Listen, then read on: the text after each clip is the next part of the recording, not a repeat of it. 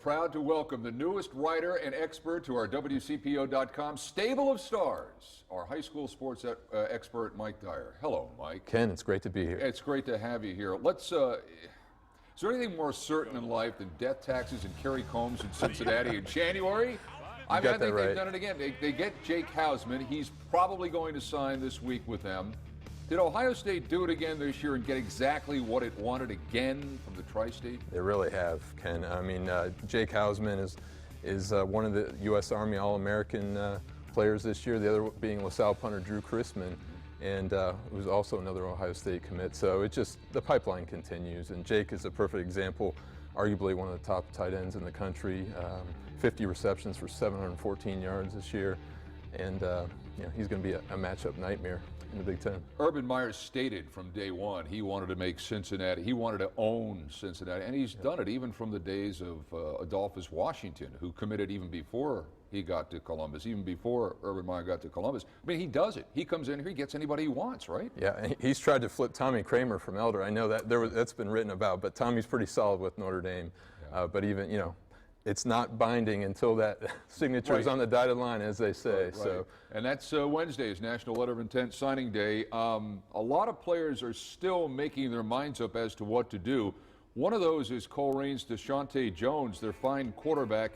UC has been chasing him, Mike. Wisconsin and Georgia Tech have both offered him. Any idea what he's going to do come Wednesday? Well, Ken, he's been on a visit to Iowa State this weekend. I know he's also had some interest from Ohio State, has an offer from Wisconsin. Most dynamic player in the area, bar none, this season. It's going to be really interesting. I don't think he's going to be doing the hats or anything like that. I don't think Coach Bolden would want him to do that on Wednesday. I think he'll make a decision beforehand, but a lot of teams have obviously had interest in him. So he's got Iowa State, and he's got Wisconsin and Georgia Tech and Cincinnati, and I'm sure there's some MAC schools that are mixed in there as well. This would seem to be, from a recruiting standpoint, the kind of player that UC really needs to get. I mean, you've got to start getting some of these kids, particularly from Colerain. I mean, I don't know. He's up against some tough, there's some tough competition there, is he not? Definitely. I mean, he's such a versatile athlete, too. I mean, you could see just what he did on the field this year. I mean, it's just a Mr. Football finalist. I mean, he could do it all, and he would be an excellent coup for the Bearcats. That's no doubt about that. Jeremy Larkin committed to UC, and then decommitted, and then recommitted to Northwestern University. So he had that original verbal commit to UC. Most times when kids decommit, it's because there's been a coaching change. I mean, I know that's one of the compelling reasons, but a decommit with a coaching staff in place, that seemed to be a little odd going on. Any idea what was going on here? Ken, he announced that he decommitted from UC about a week after the state final, and he started out by sending out a tweet basically saying, I'm sorry for letting everybody know that I'm decommitting to UC, but I'm making a decision as the best for himself, obviously, for his family. Yeah. There's a connection with Jordan Thompson, their defensive lineman there at Northwestern. LaSalle grad was on the part of the first state title team there. But when it comes down to it, I think he just saw Northwestern as a better fit academically, athletically. I talked to him earlier today. He said, I could see myself there the next 4 or 5 years. It's a blow, though, for UC. It is. It really is. Huge blow for him. Mr. Football runner-up. He did it all. The GCL all-time rushing leader and touchdowns leader. Peyton Manning verbally committed to Indiana, I think, last summer. And oftentimes a kid will commit to a school. You never hear from him again. You never see anything about him. And schools over-recruit, particularly at the quarterback position.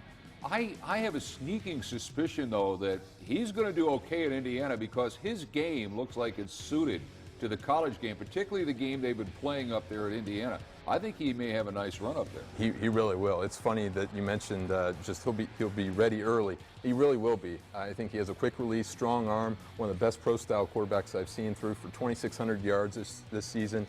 Obviously, great genes in the family with Coach Doug Ramsey there. But, one of the things when he did commit to Indiana this past spring was talked to one recruiting expert that said, he can beat you with his IQ before the snap and after the snap. Wow. Obviously, his decision-making is going to be an excellent thing for Coach Kevin Wilson over there in Bloomington. And in any other year, he's probably the player of the year in the Tri-State, no doubt. right? No doubt. He's just terrific. It's a little bit different recruiting in this day and age. Social media comes into play very much. You've got to follow the Twitter account. Coaches have to follow it. Coaches can tweet. There's only so many times they can actually call the kid. They tweet out, "Hey, call me," but they can't. I mean, it's a different deal anymore, isn't it? It really is. If you've been reading some of the stories about Jim Harbaugh and all the things out there, just the tactics and strategies that these coaches have, I mean, there's millions and millions of dollars invested into 17 and 18-year-old kids.